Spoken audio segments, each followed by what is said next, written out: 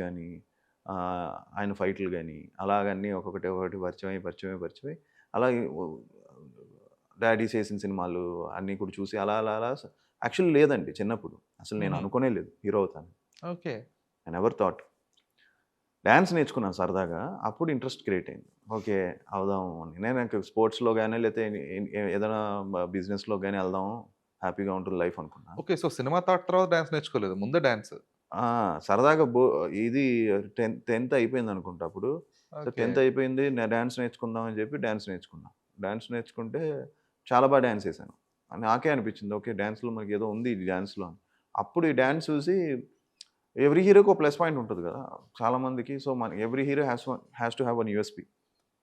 మనకి డాన్సే ఇదేదో బావుందని చెప్పి అప్పుడు ఐ స్టార్టెడ్ లెర్నింగ్ దానిలో డిగ్ చేసి గ్రేస్‌ఫుల్‌గా మూవ్‌మెంట్స్ ఎలా హ్మ్. చేయాలి, ఏంటి అన్నీ చేసుకొని అలా స్టార్ట్ చేశాను. ట్రూ. చాలా ఈజీ ఉంటది మీ డాన్స్. హ్మ్. అంటే కష్టపడుతున్నట్టు ఉండదు. ఏదో ఎంజాయ్ చేస్తున్నట్టు హ్మ్. హ్మ్. చేస్తారు డాన్స్. హ్మ్. హ్మ్. ఫస్ట్ నుంచి కూడా అది బా అంటే ఆన్ స్క్రీన్ చూస్తున్నప్పుడు అంటే కొంతమంది డాన్సర్స్ అంటే కొంచెం కష్టపడుతున్నారు. ఆ హ్మ్. ఎక్స్‌ప్రెషన్స్ హ్మ్. తెలిసిపోతుంది. హ్మ్. మీరు చాలా అండ్ హ్యాపీగా నవ్వుకుంటూ చేస్తారసల. అండ్ మీరు చెప్పినట్టు 'భైరవ దీపం' అని ఒక సినిమా. ఓకే. అది నచ్చేది నాకు. Different film.